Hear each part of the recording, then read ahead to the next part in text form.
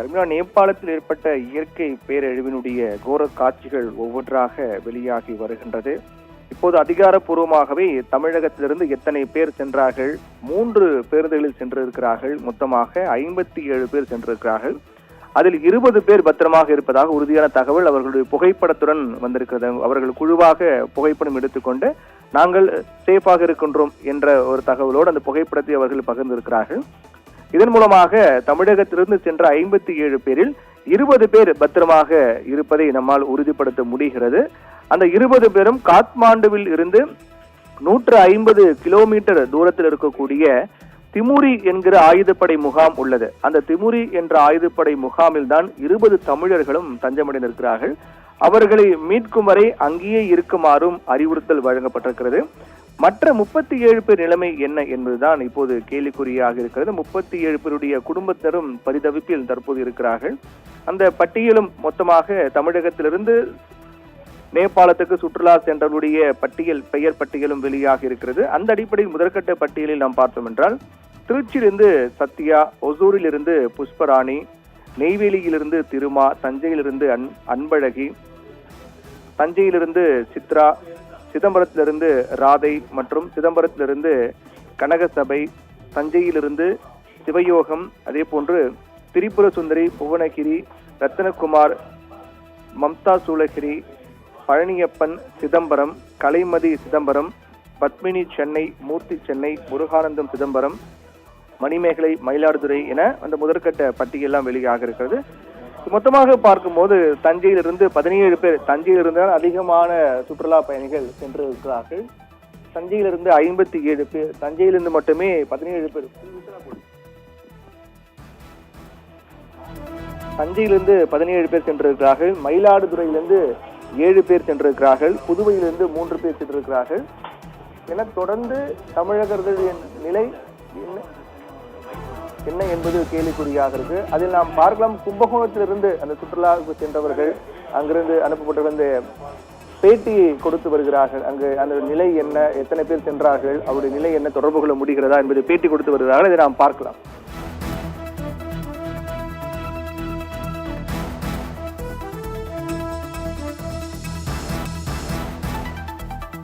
23ஆம் தேதி நைட்டு ஒரு 57 பேர் கைலாய யாத்திரைக்காக தமிழ்நாட்டில இருந்து பல இடங்கள்ல இருந்து கேதர் பண்ணி அவங்களை அழைச்சிட்டு போனோம். டெல்லியில இருந்து ஒரே ஃபிளைட்டு டெல்லி போய் டெல்லியில இருந்து காட்மாண்டுல இறங்கி ரூம்ஸ் எல்லாம் ஏற்பாடு பண்ணி அங்கே தங்க வச்சுட்டோம்.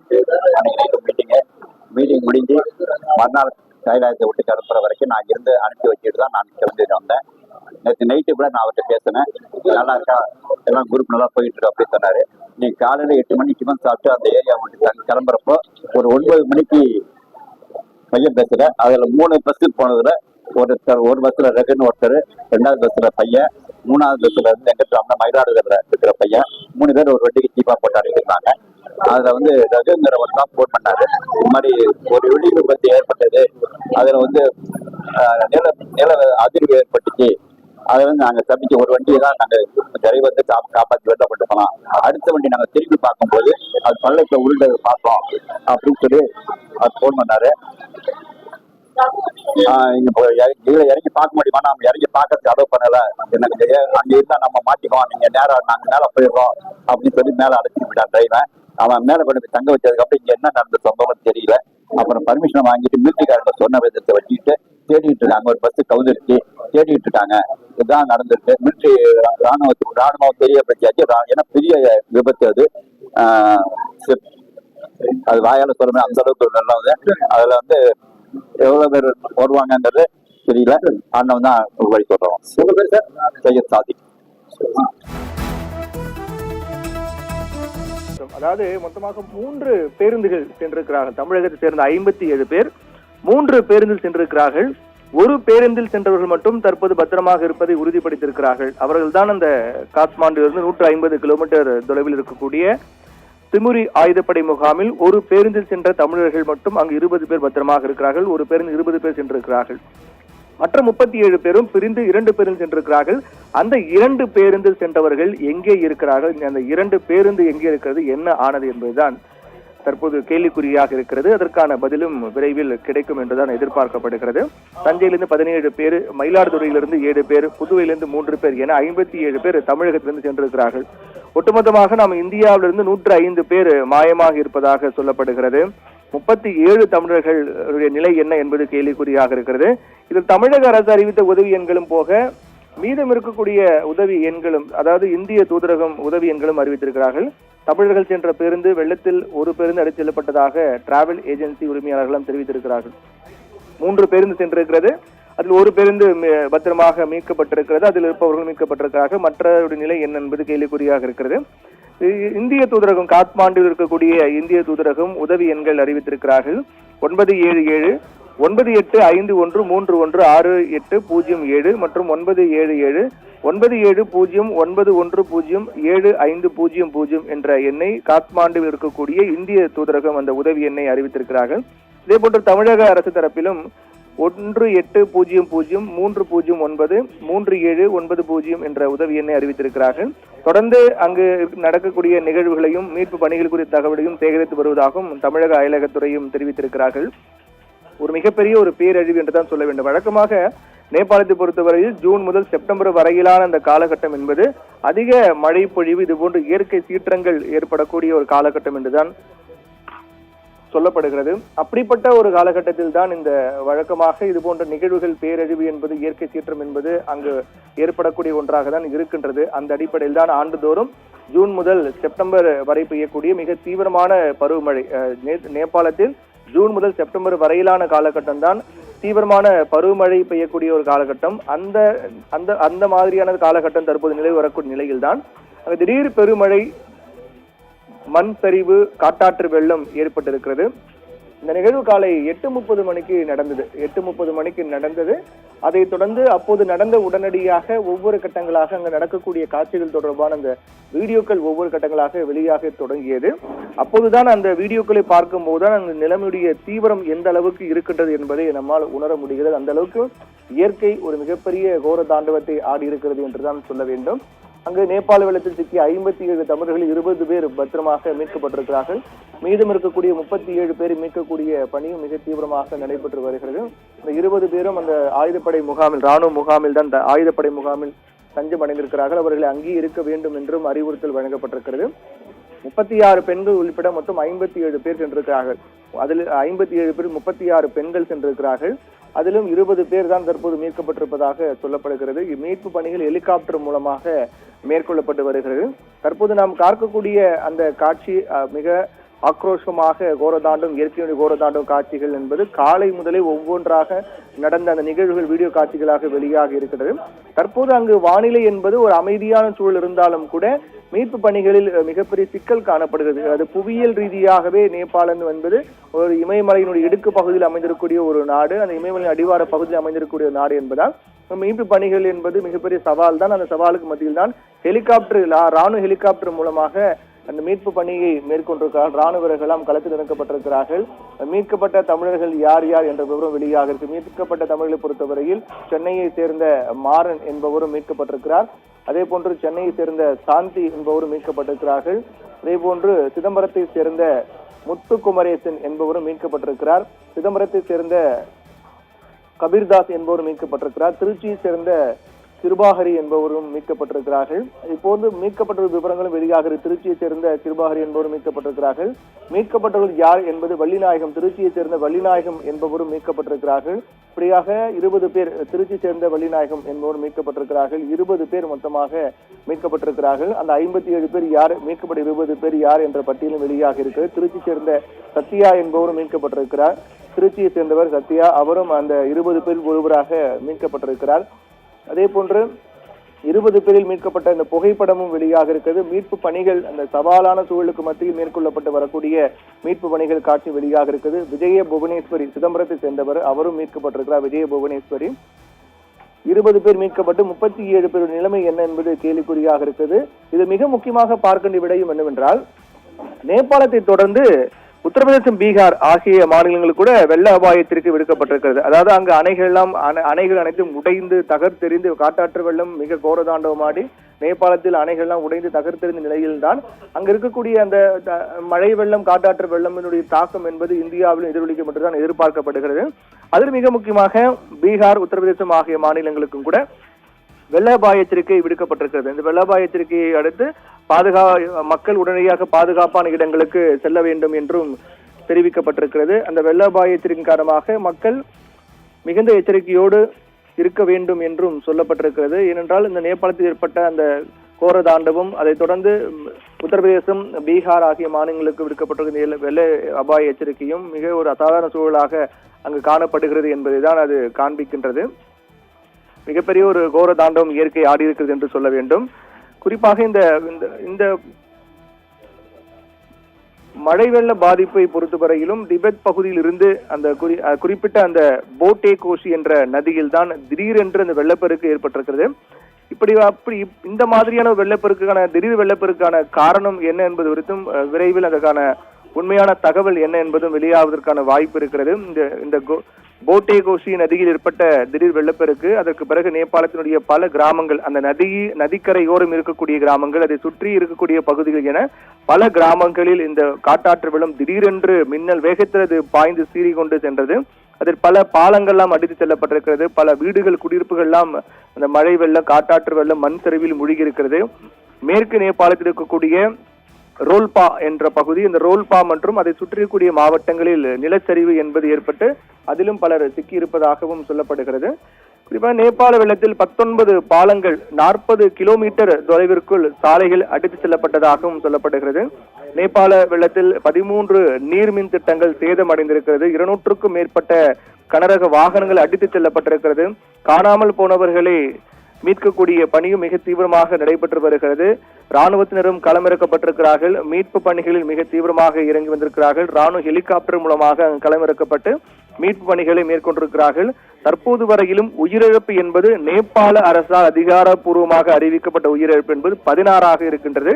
இந்த உயிரிழப்பு இன்னும் அதிகரிப்பதற்கான வாய்ப்பு தான் இருக்கின்றது. அந்த அளவுக்கான அந்த காட்சிகளை பார்க்கும்போது நம்மாலே கணிக்க முடியும் எத்தனை பேர் உயிரிழந்திருப்பார்கள், எத்தனை பேர் அந்த மண் சரிவு, காட்டாற்று வெள்ளம் மண்ணோடு சேர்ந்து அடித்து வரப்பட்ட அந்த கோர தாண்டவத்தினுடைய பிடியில் எத்தனை பேர் சிக்கி இருப்பார்கள் என்பதை நம்மாலே இந்த காட்சிகளை பார்க்கும்போது நம்மாலே உணர முடியும். அந்த அளவுக்கான ஒரு மிகப்பெரிய கோர தாண்டவம் ஆடி இருக்கிறது.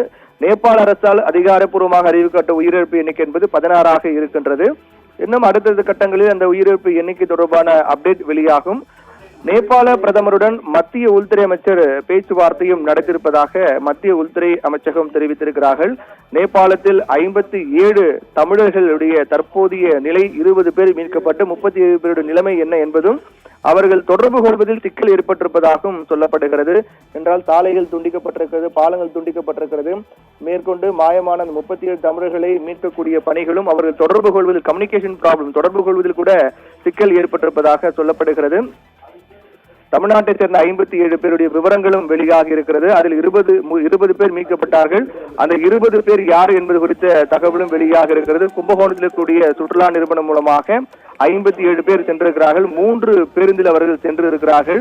அந்த 3 பேருந்து, ஒரு பேருந்து என்பது பத்திரமாக மீட்கப்பட்டிருக்கிறது. அதில் இருப்பவர்கள் மீட்கப்பட்டிருக்கிறார்கள். மற்ற 2 பேருந்து என்ற ஒரு நிலைதான் தற்போது கேள்விக்குறியாக இருக்கிறது.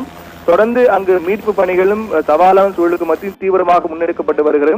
நாம் பார்க்கக்கூடிய அந்த காட்சிகள் மீட்பு பணிகள் காட்சிகள். அதற்கு முன்னதாக தற்போது அங்கு நாம் இதற்கு முன்னதாக பார்த்த அந்த இயற்கையின் கோர தாண்டவம், காட்டாற்று வெள்ளம் என்பது தற்போது அமைதியாக இருந்தாலும் கூட அது ஏற்படுத்திய அந்த தாக்கம், அது கரைபுரண்டு ஓடிய அந்த மண் சரிவு, அந்த மண்ணுக்குள் சிக்கியிருக்கக்கூடிய நிலை, இந்த பல்வேறு அதனுடைய விளைவுகள் என்பதும், அதில் எத்தனை பேர் அகப்பட்டிருக்கிறார்கள், பலியாக இருக்கிறார்கள், காயமாக இருக்கிறார்கள், எத்தனை பேர் உயிரோடு மீட்கப்பட போகிறார்கள் என்பதுதான் இனி அடுத்தடுத்து மேற்கொள்ளப்பட்டு வரக்கூடிய மீட்பு பணிகள் மூலமாக தான் நமக்கு தெரிய வரும். ராணுவம் அதிகாரப்பூர்வமாக களமிறக்கப்பட்டு ஹெலிகாப்டர் மூலமாக மீட்பு பணிகளை மேற்கொண்டு வரக்கூடிய அந்த காட்சியை தான் பார்க்கின்றோம். நேபாள அரசால் 16 பேர் உயிரிழந்திருக்கிறார்கள் என்ற அதிகாரப்பூர்வ அறிவிப்பு வெளியிட்டிருக்கிறார்கள். இன்னும் நேரம் செல்ல மீட்பு பணிகளை மேற்கொள்ள இந்த பாதிப்பு குறித்தும் உயிரிழப்பு குறித்தும் தகவல்லாம் வெளியாகும் என்றும் எதிர்பார்க்கப்படுகிறது.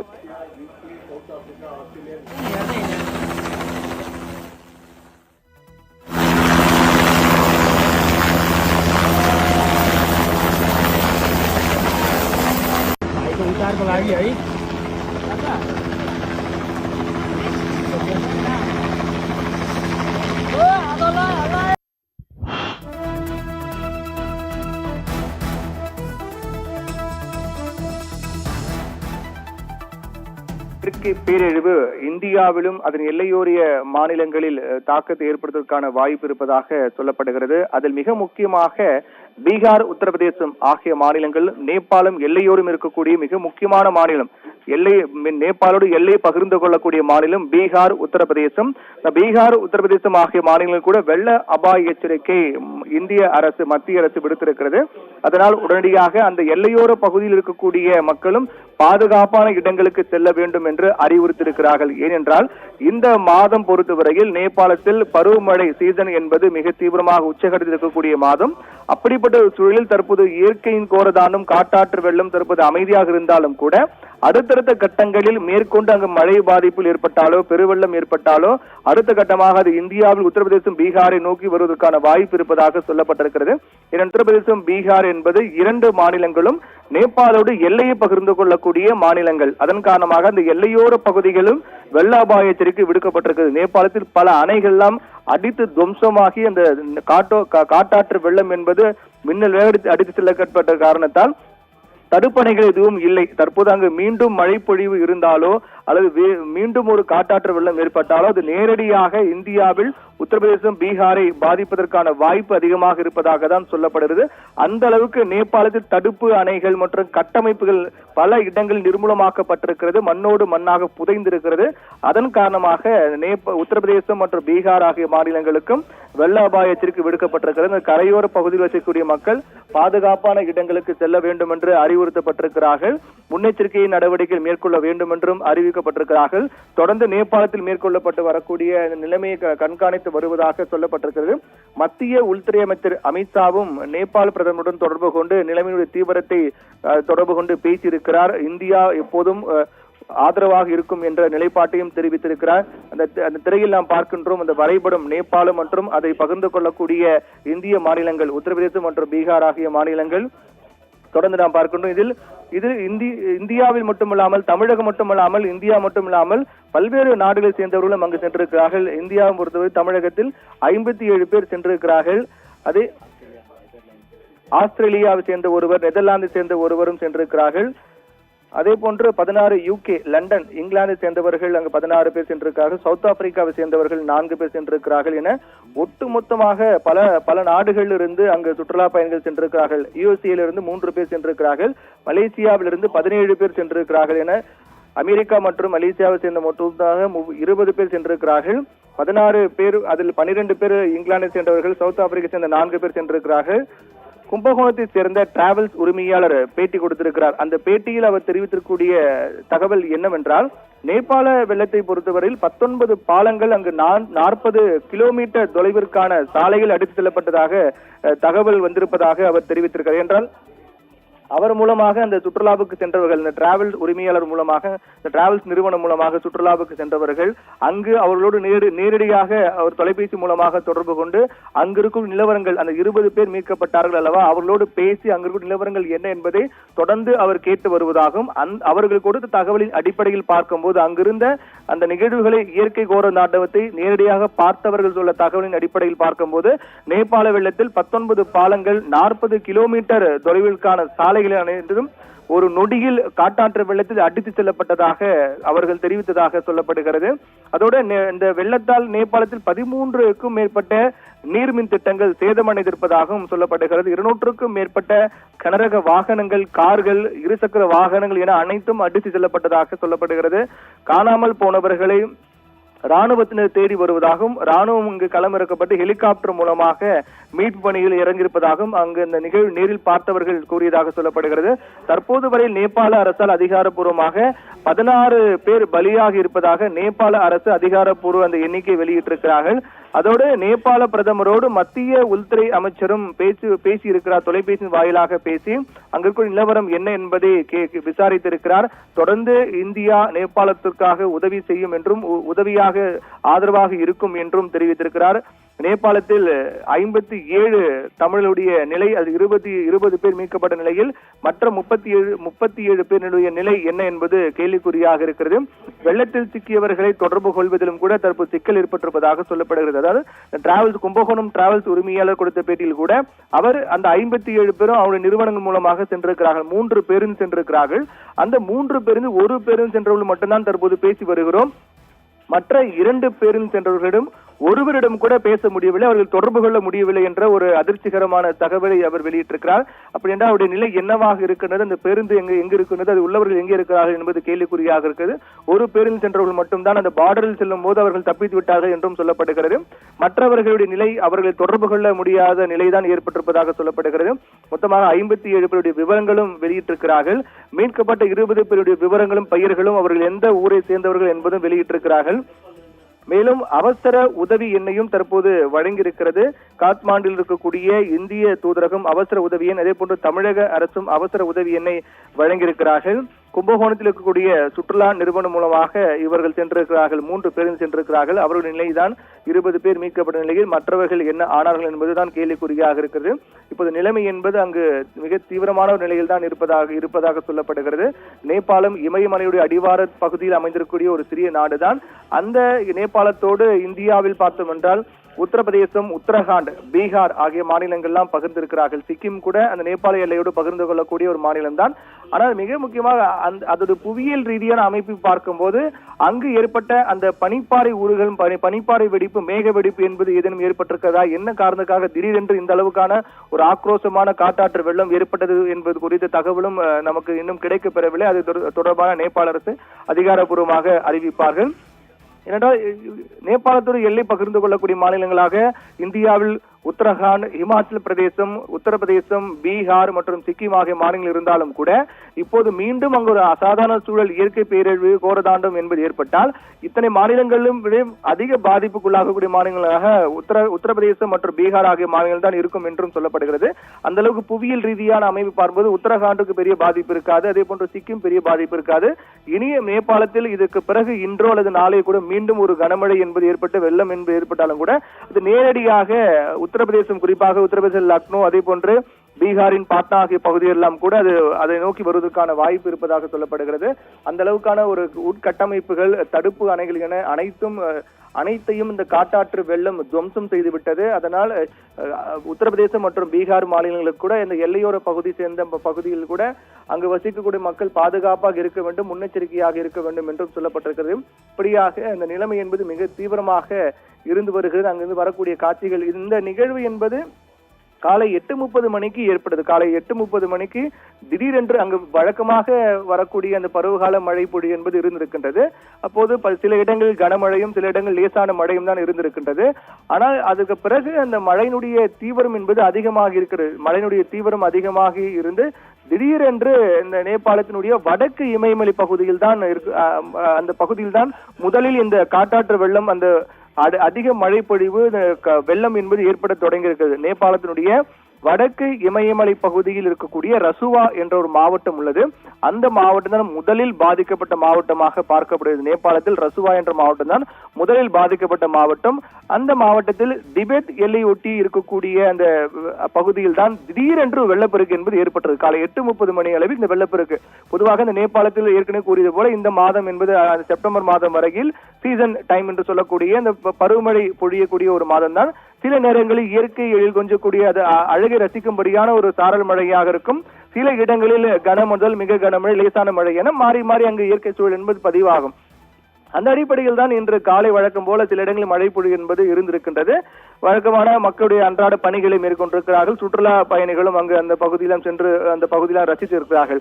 அப்போது இந்த நேபாளத்தினுடைய இந்த வடக்கு இமயமலை பகுதியில் இருக்கக்கூடிய இந்த ரசுவா என்ற மாவட்டத்தில் திபெத் எல்லை ஒட்டி ஏற்பட்ட திடீர் வெள்ளப்பெருக்கு தான் இதனுடைய தொடக்கமாக அமைந்திருக்கிறது. அப்போது அந்த பகுதியில் காலை 8:30 மணிக்கு ஏற்பட்ட அந்த திடீர் வெள்ளப்பெருக்கு மற்றும் நிலச்சரிவு என்பது பெரும் அழிவை ஏற்படுத்தியிருக்கிறது. திடீரென்று ஒரு வெள்ளப்பெருக்கு, காட்டாற்று வெள்ளம் கரை புரண்டு ஓடுகிறது. அந்த வழியாக இருக்கக்கூடிய அனைத்து கட்டமைப்புகளையும், அனைத்து அந்த மண்ணோடு சேர்ந்து அது ஒரு மண் சரிவோடு, மண் மற்றும் அந்த காட்டாற்று வெள்ளம், மழைப்பொடி வெள்ளம் என அனைத்தும் ஒன்றாக சேர்ந்து அடித்து கரைபுரண்டு ஓடுகிறது. அந்த ரசுவா என்ற மாவட்டத்தில் தொடங்கி அதற்கு பிறகு அதை ஒட்டிய மாவட்டங்கள் வழியாக தான் சென்றிருக்கிறது. ரசுவா மாவட்டத்தினுடைய சியாப்ரு மற்றும் பெசி மற்றும் டிமுரே ஆகிய மலை கிராமங்கள் இருக்கிறது. இவை அனைத்துமே மலை கிராமம் தான். அந்த ரசுவா மாவட்டத்தில் கூடிய சியாப்ரு, பெசி மற்றும் டிமுரே ஆகிய அனைத்துமே மலை கிராமங்கள். அந்த மலை கிராமங்கள் வெள்ளத்தில் கடுமையாக பாதிக்கப்பட்டு அந்த மலை கிராமத்திலும் கூட குடியிருப்பு பகுதியெல்லாம் இருக்கு, வீடுகள்லாம் இருக்கிறது. அந்த மலை கிராமம், அதாவது டிமுரே மற்றும் சியாப்ரு, பெசி ஆகிய பகுதிகளை சேர்ந்த மலை கிராம மக்கள், அங்க இருக்கக்கூடிய மக்கள் எல்லாம் கூட அந்த வீடுகள் எல்லாமே அந்த மண் சரிவில், அந்த காட்டாற்று வெள்ளத்தோடு அந்த மண் சரிவில் சிக்கி இருக்கிறார்கள். அங்குதான் முதலில் மிகப்பெரிய பாதிப்பு என்பது ஏற்பட தொடங்கியது. அதற்கு பிறகுதான் அடுத்தடுத்து அங்க இருக்கக்கூடிய கடுமையான வெள்ளத்தில் வீடுகளெல்லாம் அடித்து செல்லப்பட்டிருக்கிறது. பாலங்கள், நேபாளம் மற்றும் சீனாவை இணைக்கக்கூடிய மிக முக்கியமான ஒரு வர்த்தக பாதையாக இருக்கக்கூடிய மிட்டேரி பிரிட்ஜ் என்று சொல்லப்படக்கூடிய மிட்டேரி பாலம், இந்த பாலம் என்பது சீனா மற்றும் நேபாளத்தை இணைக்கக்கூடிய மிக முக்கியமான ஒரு வர்த்தக பாதையாக இருக்கிறது. அந்த பாதையை கூட இந்த வெள்ளத்தில் முற்றிலுமாக ஒரு நொடியில் அடித்து செல்லப்பட்டு துண்டாக்கப்பட்டு இரண்டாக பிளந்து அது காட்டாற்று வெள்ளத்தில் அடித்து செல்லப்படக்கூடிய அந்த காட்சிகளை கூட நாம் பார்த்தோம். அந்த அளவுக்கான மிக மோசமான ஒரு பாதிப்பு என்பது இன்றைய நாளில் நேபாளத்தில் பதிவாகி இருக்கின்றது. அதே போன்று இந்த ராசுவாஹிடி என்று சொல்லப்படக்கூடிய ராசுவாஹிடி, சிலிமே உள்ளிட்ட 4 நீர்மின் நிலையங்கள் மற்றும் மின்சார கட்டமைப்பு என்பது முழுவதுமாக சேதமடைந்திருக்கிறது. நேபாளத்தில் பல இடங்களில் மின்சாரம் துண்டிக்கப்பட்டிருக்கிறது. மின்சாரம் துண்டிப்பு என்பது ஒருபுறம் இருந்தாலும் கூட பல இடங்களில் இருக்கக்கூடிய மக்களை தொடர்பு கொள்ள முடியாத நிலை என்பது ஏற்பட்டிருக்கிறது. அதனால் அந்த குறிப்பிட்ட பாதிப்புக்குள்ளான பகுதியில் வசிக்கக்கூடிய மக்களுடைய நிலைமை என்ன, அங்கு மக்கள் இருக்கிறார்களா, மண்ணோடு மண்ணாக புதைந்திருக்கிறார்களா, என்ன ஆனார்கள், என்ன நடக்கிறது என்பதை தெரிந்து கொள்ள முடியாத அளவுக்கு அங்கு பல இடங்கள், பல வீடுகள், குடியிருப்புகள் என மண்ணோடு மண்ணாக புதைந்திருப்பதையும் அங்கிருந்து வரக்கூடிய செய்திகள் என்பது அச்சத்தை ஏற்படுத்துகிறது. அவர் இருக்கக்கூடிய பணிகளும் ராணுவத்தினர் மும்முரமாக ஈடுபட்டிருக்கிறார்கள். இந்த சீனாவினுடைய திபெத் பகுதியில் பெய்த கனமழை மற்றும் உறைபனி சரிவு என்றும் சொல்லப்படுகிறது. இந்த அளவுக்கான சேதத்துக்கான காரணம் உறைபனி சரிவு மற்றும் சீனாவினுடைய திபெத் பகுதியில் பெய்த கனமழை மற்றும் உறைபனி சரிவு காரணமாக எல்லையை கடந்து வரும்போது போட்டே கோஷி என்ற ஒரு ஆறு உள்ளது. அந்த போட்டே கோஷி ஆற்றில் காலை 8:30 மணியிலிருந்து 9 மணி அளவில் தான் திடீரென்று இந்த பெருவெள்ளம் என்பது ஏற்பட்டிருக்கிறது. அதற்கு பிறகுதான் அடுத்த கட்டங்களாக இது பல்வேறு பகுதிகளுக்கு போட்டே கோஷி மற்றும் திரிசூலி ஆற்றங்கரையோர மாவட்டங்களான நுவார்கோட், தாதிங் மற்றும் கோர்கா மற்றும் சித்வான் ஆகிய பகுதிகளில் வசிக்கக்கூடிய மக்கள் பாதுகாப்பான உயரமான இடங்களுக்கு செல்லுமாறு அவசர எச்சரிக்கை எல்லாம் விடுக்கப்பட்டது. அதைத் தொடர்ந்து அடுத்தடுத்து ஏற்பட்ட பாதிப்புகள் தொடர்பான காட்சிகள் தான் தற்போது வெளியாகி இருக்கிறது. அது இந்த காத்மாண்டு திபெத் பகுதியில் உருவாகி காலை திரிசூலி ஆற்றில் புகுந்த பேரழிவு வெள்ளம் என்பது ஆற்றின் கீழ் கரையோர பகுதியில் குறிப்பிடத்தக்க ஒரு மிகப்பெரிய சேதத்தை என்பது ஏற்படுத்தியிருக்கிறது. நாம் பார்க்கக்கூடிய இந்த காட்சிகளாம் கூட அந்த ஆற்றினுடைய கீழ் பகுதியில் தான் திரிசூலி ஆற்றில் புகுந்த இந்த பேரழிவு வெள்ளம் அந்த ஆற்றினுடைய கீழ்ப்பகுதி மற்றும் கரையோர பகுதியில் ஏற்படுத்திய தாக்கம் தொடர்பான காட்சிகள் தான் நமக்கு தற்போது வெளியாக இருக்கிறது. திரிசூலி பஜார் என்ற ஒரு பகுதி உள்ளது. அந்த திரிசூலி பஜாரில் பெருவெள்ளம் என்பது மிகப்பெரிய ஒரு பேரழிவை ஏற்படுத்துகிறது. இந்த இணைப்பு பாலங்கள் எல்லாம் துண்டிக்கப்பட்டு குடியிருப்பு பகுதிகள், கார்கள், இருசக்கர வாகனம் எல்லாம் அடித்து செல்லப்பட்ட காட்சிகள் எல்லாம் வெளியாக இருக்கிறது. வடக்கு நேபாளத்தினுடைய ரசுவா மாவட்டத்தில் ஏற்பட்ட ஒரு மிகப்பெரிய ஒரு பேரழிவுகரமான வெள்ளம் தான் போட்டே கோஷி ஆற்றங்கரையோர் நெடுங்கிலும் பரவலான சேதத்தை ஏற்படுத்தியிருக்கிறது. நேபாளத்தினுடைய வெள்ள முன் அறிவிப்பு தகவலின்படி இந்த வெள்ளம் என்பது எல்லையினுடைய திபெத் பக்கத்திலிருந்து போட்டே கோஷி ஆற்றுக்குள் தான் நுழைந்ததாக சொல்லப்படுகிறது. இன்னும் முழுமையான உறுதியான தகவல் எல்லாம் இல்லை. தற்போது வரையில் இந்த காட்டாற்று வெள்ளம் தொடங்கியது என்பது எல்லை பகுதியான திபெத் பகுதியிலிருந்து போட்டே கோஷி என்ற ஆறு இருக்கின்றது. சீனா நேபாள எல்லையொட்டி அந்த பகுதி ஒரு ஆறு இருக்கின்றது போட்டே கோஷி. அந்த ஆற்றில் தான் முதலில் அந்த பெருவெள்ளம் என்பது காட்டாற்று வெள்ளம் அங்கிருந்து தொடங்கி அதற்கு பிறகு அந்த ஆற்றினுடைய கீழ்ப்பகுதி கரையோர பகுதிகளில் நேரடியாக இது பாதித்திருக்கிறது. அப்போது அந்த சம்பவம் நடைபெற்ற போது பதிவு செய்யப்பட்ட காட்சிகள் எல்லாம் இப்போதுதான் ஒவ்வொன்றாக வெளியாகி கொண்டிருக்கிறது. இந்த நிலையில் தொடர்ந்து மீட்பு பணிகளும் மிக தீவிரமாக நடைபெற்று வருகின்றது. நேபாள பிரதமர் பாலேந்திர ஷாவுடன் பிரதமர் மோடி தொலைபேசியில் ஆலோசனை நடத்தியிருக்கிறார். ஏற்கனவே மத்திய உள்துறை அமைச்சர் அமித்ஷா நேபாள பிரதமரை தொடர்பு கொண்டு நேபாளத்தில் நடக்கக்கூடிய நிலைமை என்ன, அங்கு மக்களுடைய நிலைமை என்னவாக இருக்கிறது, அந்த காட்டாற்று வெள்ளம் ஏற்பட்ட பகுதியினுடைய நிலவரம் தற்போது என்ன என்பதும் தொடர்ந்து விசாரித்து அதன் மத்திய அரசு இந்திய அரசு எப்போதும் நேபாளத்துக்கு ஆதரவாக இருக்கும் உதவிகளை செய்யும் என்றும் முதற்கட்டமாக தேவைப்படக்கூடிய உதவிகள் உடனடியாக செய்யப்படும் என்றும் ஏற்கனவே மத்திய உள்துறை அமைச்சர் அமித்ஷா நேபாள பிரதமரை தொடர்பு கொண்டு பேசியிருக்கிறார். அதைத் தொடர்ந்து பிரதமர் நரேந்திர மோடி நேபாள பிரதமரை தொடர்பு கொண்டு பேசியிருக்கிறார். நேபாள பிரதமர் பாலேந்திர ஷாவுடன் பிரதமர் மோடி தொலைபேசி வாயிலாக பேசியிருக்கிறார். பெருவெள்ளத்தால் பாதிக்கப்பட்ட நேபாளத்துக்கு தேவையான அனைத்து உதவிகளையும் வழங்க இந்திய அரசு தயாராக இருப்பதாகவும், மருத்துவ உதவி, அதே போன்று உணவு, அடிப்படை தேவை என அனைத்து உதவிகளும் மத்திய அரசு வழங்க தயாராக இருப்பதாக மத்திய உள்துறை அமைச்சர் அமித்ஷாவும், அதைத் தொடர்ந்து பிரதமர் நரேந்திர மோடியும் நேபாள பிரதமரை அடுத்த தொடர்பு கொண்டு பேசி அவருடைய நம் நாட்டினுடைய ஆதரவையும் நம் நாட்டுக்கு கொடுக்கக்கூடிய உதவிகள் தொடர்பான உறுதித்தன்மையும் அவர்கள் தெரிவித்திருக்கிறார்கள். இது வழக்கமாக ஒரு நாட்டில் இது போன்ற பேரிடர் ஏற்படும் போது அண்டை நாடுகள் கொடுக்கக்கூடிய ஒரு ஆதரவாக இது பார்க்கப்படும். அந்த பட்சத்தில் நம்முடைய இந்திய அரசு, மத்திய அரசு நேபாளத்துக்கு உதவியாக இருக்கும் என்பதை மத்திய உள்துறை அமைச்சர் அமித்ஷாவும் பிரதமர் நரேந்திர மோடி உறுதிப்படுத்தியிருக்கிறார்கள். தொடர்ந்து மீட்பு பணிகளும் மிக தீவிரமாக நடைபெற்று வருகிறது. நேபாளத்தில் எடுத்துக்கொண்டோம் என்றால் இது போன்ற பல நேரங்களில் இது போன்ற நிகழ்வுகள் நடந்திருக்கிறது. இதற்கு முன்பு நாம் பார்த்தோம் என்றால் பெரிய நிலநடுக்கம் என்பது 2015ஆம் ஆண்டு கோர்கா நிலநடுக்கம் என்பது இன்றும் வரலாற்றில் பதிவான ஒரு நிலநடுக்கமாக பார்க்கப்படுகிறது. கோர்கா நிலநடுக்கம் 2015ஆம் ஆண்டு ஏற்பட்டது. மலைப்பகுதிகளுடைய உட்பகுதியை இது தளர செய்து ஆட்டம் காண செய்தது என்று சொல்லலாம். அந்த அளவு 2015 ஏற்பட்ட மிகப்பெரிய ஒரு நிலநடுக்கம் இது. அடுத்தடுத்த ஆண்டுகள் நிலச்சரிவு அபாயத்தை எல்லாம் இது அப்போது முதலில் அதற்கு பிறகுதான் நேபாளத்தில் அவ்வப்போது இது போன்ற இயற்கை சீற்றம் என்பது பதிவாகி வருவதையும் பார்க்கின்றோம். மலைப்பகுதியினுடைய உட்பகுதியை தளர செய்து மிகப்பெரிய ஆட்டம் காண வைத்ததுதான் அந்த கோர்கா நிலநடுக்கம் என்று சொல்லலாம். அதே போன்று திபெத் பகுதியில் இருந்து போட்டே கோசி நதியில் ஏற்பட்ட அந்த திடீர் வெள்ளப்பெருக்கு பல கிராமங்களை சூறையாடி இருக்கிறது என்றுதான் சொல்ல வேண்டும். தொடர்ந்து மீட்பு பணிகள் என்பது தீவிரப்படுத்தப்பட்டிருக்கிறது. காத்மாண்டில் இருக்கக்கூடிய இந்திய தூதரகம் என்பதும் அவசர உதவி எண்ணை அறிவித்திருக்கிறார்கள். 977-985-131-6807 என்ற எண்ணும், அதே போன்று 977-910-910-755 என்ற எண்ணும் அறிவித்திருக்கிறார்கள். நாம் அடுத்து அந்த நேபாளத்தினுடைய அந்த காட்சியெல்லாம் நாம் பார்க்கின்றோம். எப்படிப்பட்ட அந்த பகுதி, அந்த மலை இடுக்குகளுக்கு இடையில் காணப்படக்கூடிய அந்த பகுதி என்பது நாம் பார்க்க இருக்கின்றோம். இமயமலையினுடைய அடிவார பகுதியில் அமைந்திருக்கக்கூடிய நேபாளத்தினுடைய அந்த அழகிய காட்சியை நாம் பார்க்கின்றோம். மிக ஆபத்து ஏற்படுத்தி இருக்கக்கூடிய அந்த அழகிய காட்சி தான் இது. நேபாளத்தை பொறுத்தவரையில் அதிக சுற்றுலா பயணிகள் வரக்கூடிய ஒரு நாடு. நாம் பார்க்கக்கூடிய இந்த பகுதி தான் அந்த சீனாவுடைய எல்லை ஒட்டிய பகுதி.